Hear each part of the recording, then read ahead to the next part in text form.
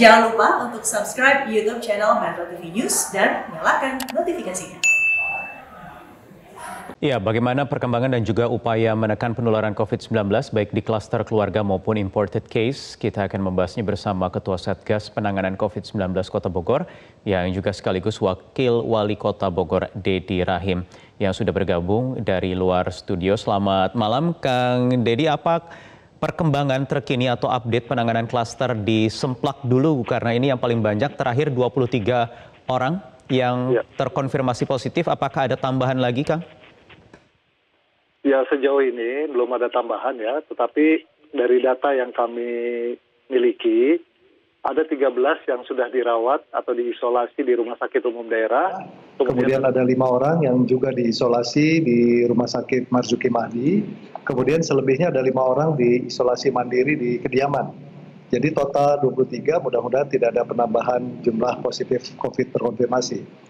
Kemudian treatmentnya kami pemerintah Kota Bogor bersama dengan gugus tugas percepatan penanganan COVID, kami lakukan bantuan ya kepada keluarga tersebut dalam hal logistik, termasuk juga perangkat-perangkat atau bahan keperluan yang dibutuhkan selama keluarga ini berada dalam perawatan di rumah sakit.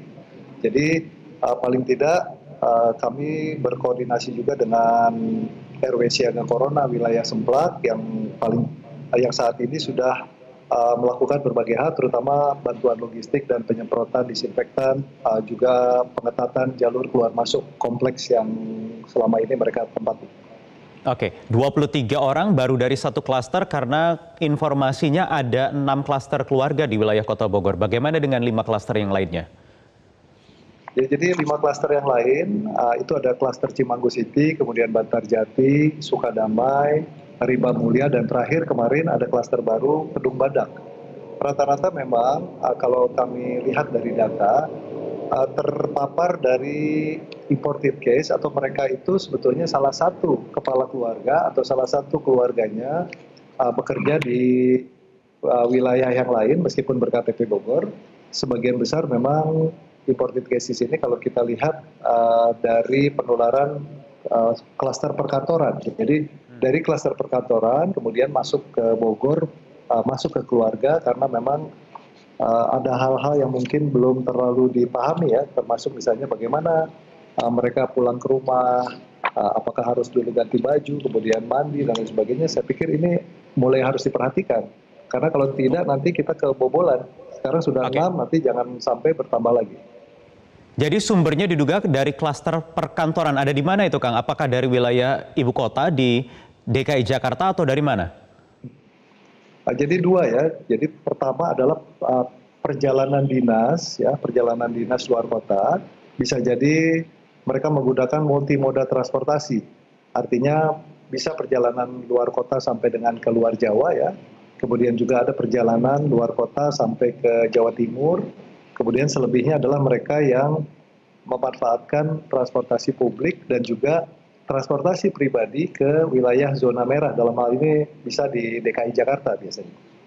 Oke, baik. Saya ingin dalami lagi soal perjalanan dari warga di Kota Bogor yang bekerja di ibu kota. Misalnya tadi Anda sudah menyinggung di transportasi umum. Ini kan besok di DKI Jakarta mulai diterapkan lagi ganjil genap berikut dengan sanksinya. Artinya terbuka kemungkinan untuk orang semakin banyak lagi menggunakan moda transportasi umum. Apa antisipasinya? Sesaat lagi Kang Dedi, kita jeda dulu di Prime Time News. Baik, kita lanjutkan lagi berbincang bersama Wakil Wali Kota Bogor, Jawa Barat, Dedi Rahim. Kang Dedi, Anda tadi menyebut ada 5 klaster lagi. Total dari 5 klaster selain klaster Semplak ini ada berapa total yang positif, Kang? Sampai dengan saat ini ada kurang lebih 65 yang warga Kota Bogor saja. Jadi selebihnya memang ada warga yang Kabupaten Bogor. Nah, 65 ini warga Kota Bogor. Ya, dari 6 klaster. Ini warga Kota Bogor ya, dari ke-6 klaster tadi total ya? Ya, kurang lebih 6 klaster ini. Dan 34% adalah dari imported case, salah satunya dari mereka yang beraktivitas bekerja di luar Kota Bogor, termasuk di ibu kota Provinsi DKI Jakarta yang mulai Senin besok akan menerapkan kebijakan ganjil genap lagi yang berpotensi untuk bertambahnya penumpang di transportasi umum. Ada KRL, bus dan lainnya juga dari Kota Bogor dan sekitarnya menuju ibu kota. Apa antisipasinya, Kang? Tentu ya kalau kita lihat KRL itu kan sekarang kapasitas hanya 60 penumpang dari 220. Kemudian lonjakan penumpang kita antisipasi dengan penambahan atau perbantuan ya bis dari DKI ada 75 bis. Akan tetapi mulai besok ini kemungkinan bis bantuan ini akan dikurangi dan akan diganti dengan JRX atau bis point to point yang akan memberikan layanan dari Persada Bogor ya, kemudian sampai ke beberapa poin di Jakarta. Ya, ini salah satu alternatif. Kemudian juga tentu kami berharap juga di DKI ada juga pembatasan-pembatasan serupa. Artinya, kalaupun masyarakat menggunakan kendaraan umum, tentu harus juga bisa terlindungi ya dari proses-proses risiko terjangkitnya pandemi ini. Karena mau tidak mau, sekarang kita punya pilihan melonggarkan kegiatan perekonomian, tetapi di satu sisi yang lain juga kita harus tetap berpegang pada semacam menanggulangi ya kesehatan supaya tidak tertular gitu kan. Oke, menurut Anda apakah sudah tepat ganjil genap ini kembali diberlakukan mengingat kasus masih cukup tinggi, terutama di Jakarta yang masih zona merah? Ya selama memang ada jumlah angkutan publik yang memadai tentu tidak masalah ya. Saya pikir kan ada banyak alternatif kendaraan umum di Jakarta. Tetapi yang juga kita harus perhatikan adalah transportasi dari suburban atau dari wilayah-wilayah penyangga DKI. Ya dari Bogor, termasuk kan Bogor ini jumlah penumpang bisa 100.000 per hari kan. Ya. Kemudian juga pemanfaatan kendaraan pribadi di Jagorawi juga jumlahnya ratusan ribu kendaraan. Jadi memang kalau DKI ya saya pikir selama bisa menerapkan protokol COVID yang ketat ya insya Allah ya bisa terus ditekan. Ya, permasalahan dari informasi yang saya dengar, yang saya himpun begitu, kalau misalnya di KRL, memang kapasitas per gerbong itu dari 200-an menjadi hanya sekitar 60. Tetapi prakteknya di dalam memang jumlahnya sudah bisa dibatasi. Tetapi soal jaga jarak ini kan yang susah ditertibkan begitu. Kesadaran masyarakat pengguna transportasi umum yang belum sepenuhnya sadar. Apa antisipasinya untuk pengguna kereta api, mereka kan sudah punya komunitas sendiri ya. Saat ini kan yang di dalam gerbong kereta api itu tidak boleh saling berbicara, kemudian juga bahkan tidak boleh mengoperasikan telepon genggam. Jadi kebanyakan kalau rocker ya, istilahnya begitu kan, rombongan kereta ini mereka sudah paham. Nah tinggal sistem transportasi publik yang lain. Akan tetapi dari langkah-langkah yang kita tempuh sekarang, baik bis maupun transportasi yang lain kan memang sudah dibatasi, masih tetap dibatasi untuk jumlah kapasitas hanya di 50%.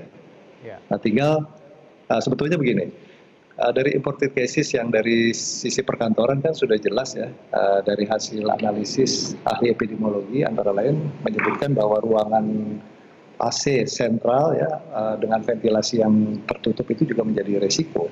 Nah termasuk artinya di dalam kendaraan publik juga kan ada AC sentral. Nah di perkantoran juga ini yang barangkali harus dicarikan jalan keluar bagaimana mereka menerapkan sistem yang lebih aman. Gitu. Ya, oke. Itu di hulunya Kang. Kemudian para pekerja ini sekembalinya nanti pulang ke rumah di Kota Bogor akan berkumpul lagi, berinteraksi lagi dengan keluarga dan dengan tetangga. 6 klaster dengan 65 orang yang terpapar COVID-19 ini kan cukup besar gitu. Bagaimana meningkatkan kesadaran warga Kota Bogor sendiri, terutama yang tinggal di perumahan-perumahan, di kompleks-kompleks, klaster-klaster sekarang perumahan kecil-kecil itu yang memang sangat saling bersinggungan antara satu rumah dengan rumah yang lain berdempetan. Ya, kami mengaktifkan RW Siaga Corona. Di Bogor ada 797 RW Siaga Corona yang tugas tambahannya adalah mencatat ya keluar masuknya warga maupun non warga yang masuk ke wilayah mereka masing-masing. Kemudian bagi mereka yang memang bekerja di Jakarta tentu mereka juga sudah punya catatan tersendiri dan paling tidak kita bisa menghimbau ya kepada seluruh warga yang secara rutin pulang pergi ke Jakarta tentu harus memperhatikan protokol COVID yang ketat. Jadi pulang ke rumah sebelum ketemu dengan keluarga, sama keluarga ya, anak dan istri, paling tidak membersihkan diri lah. Itu saja yang paling mungkin kita lakukan. Karena kan sudah masuk di area keluarga, kita tidak terlalu ini lagi kan, tidak bisa terlalu mengintervensi kan, gitu kan, kecuali memberikan himbauan saja pada mereka. Baik, Kang Deddy Rahim, Wakil Wali Kota Bogor, Jawa Barat. Terima kasih atas waktunya di Prime Time News malam hari ini.